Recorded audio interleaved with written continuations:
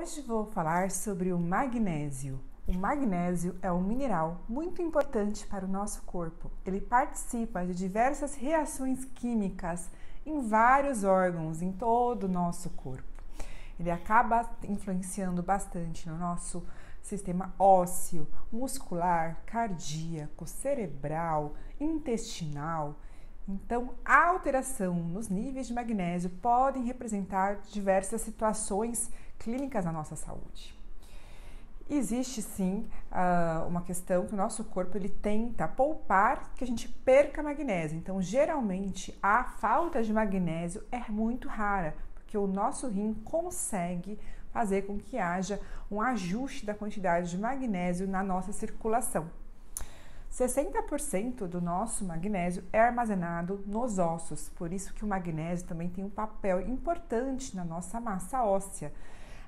É sabido que as mulheres que têm osteoporose, que é realmente uma perda muito grande da densidade óssea, da massa óssea, elas têm uma associação com baixos níveis de magnésio, maior risco de terem deficiência de magnésio associada, apesar da gente não conseguir exatamente estabelecer uma relação de que se realmente suplementar magnésio, a gente consegue de fato melhorar a massa óssea. A gente não consegue provar isso, mas a gente sabe que existe essa associação e por isso mesmo que atualmente muitos suplementos que contêm cálcio, que a gente também sabe que é importante para os nossos ossos, também contém magnésio, ainda que a gente não consiga ter certeza do quanto que é importante, qual é o impacto do magnésio exatamente na saúde óssea. As necessidades de magnésio que nós temos, elas são bem variáveis, né? Se você pegar bebês recém-nascidos, eles vão precisar de uma quantidade menor e ao longo da vida adulta a gente vai necessitando de uma quantidade maior de magnésio, chegando a variar entre 30 miligramas quando a gente é muito pequenininho, até 400, 420 miligramas em homens adultos. As principais fontes de magnésio na nossa alimentação, já que é possível adquirir a quantidade correta de magnésio através da alimentação, principalmente em pessoas saudáveis, são sementes de abóbora, chia, amêndoas, espinafre, no leite, na banana, no pão, nos alimentos com derivados de farinha. Então, ele é presente em diversos alimentos, até mesmo em espinafre e outros vegetais verdes escuros. Dos alimentos que possuem magnésio, a gente sabe que a gente vai absorver desse magnésio que tem nos alimentos cerca de 30 a 40% do magnésio presente nos alimentos.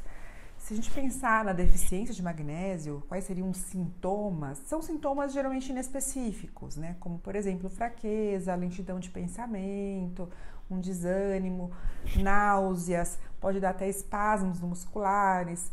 É comum associar a falta de magnésio com cãibras, embora os estudos mostrando que a suplementação de magnésio melhora as cãibras são estudos fracos, a gente não consegue estudos bons mostrando isso, mas a gente sabe que na prática algumas pessoas sentem melhora realmente, porque tem uma interferência assim nessa parte muscular, na parte neurológica, na parte da respiração.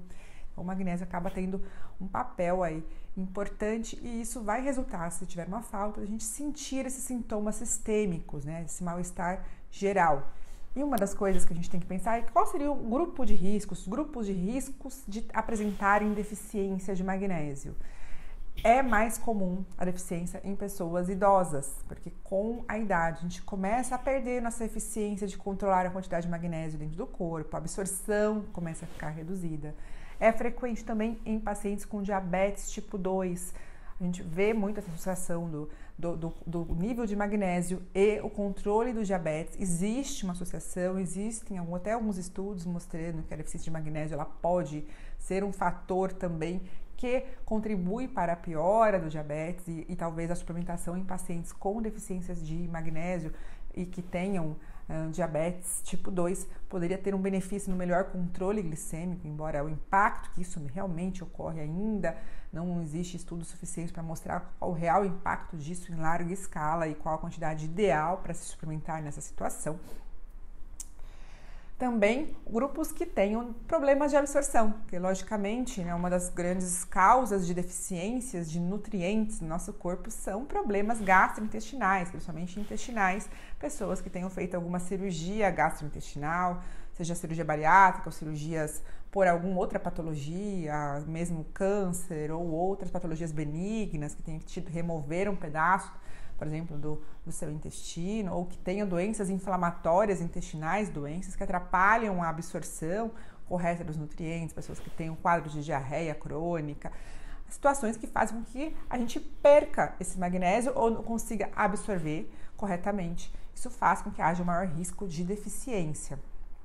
Também temos que ter essa atenção, como eu disse, sobre as mulheres com osteoporose, principalmente muitas são idosas mesmo, né? Porque a osteoporose é mais comum na população idosa, então também pode ter, além de ter a questão da idade, ter essa questão da osteoporose, que a gente tem que ter uma atenção ao magnésio. Outro grupo que não pode ser esquecido, que tem uma grande associação com deficiência de magnésio, é a questão do alcoolismo. O alcoolismo, ele realmente provoca aí uma chance maior de você desenvolver uma deficiência de magnésio. Isso pode agravar os sintomas, inclusive neurológicos, que o alcoolismo causa no paciente. Então é importante que nesse perfil seja avaliado, né? Porque esse perfil de pacientes vai ter deficiência de diversos nutrientes, incluindo o magnésio.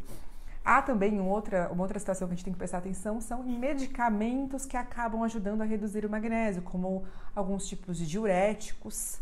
Então, pacientes que usam diuréticos, a gente tem que ter maior atenção. Existem diuréticos que são ainda mais, com maior risco de acontecer isso, como os diuréticos de alça.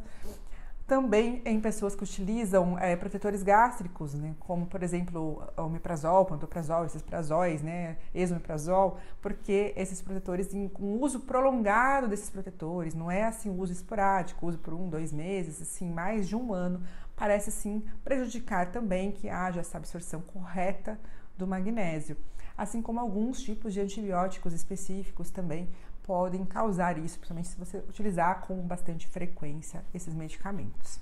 Existe o magnésio para a gente consumir, né, de suplementos, tanto quelados quanto não quelados. A gente não tem uma evidência de que um seja superior ao outro especificamente, mas a gente sabe que os quelados seriam interessantes para melhorar a absorção, principalmente em pessoas com dificuldade de absorção ou que tenham algum distúrbio gastrointestinal que possa atrapalhar essa absorção, como, por exemplo, pessoas que já têm um quadro de diarreia, uma tendência a ter diarreia, porque o magnésio não quelado, ele pode ser laxativo, né? Ele ajudar a aumentar o ritmo intestinal. Então, para pessoas que têm constipação, talvez ele seja até bom, e para as pessoas que não têm, a formulação quelada pode ser mais interessante. E tem várias disponibilidades no mercado, e aí o seu médico vai decidir junto com você qual seria o indicado para o seu caso vá fazer essa reposição. É evidente que em pacientes que tenham hipomagnesemia, que é essa baixa de magnésio, é necessário se fazer a reposição.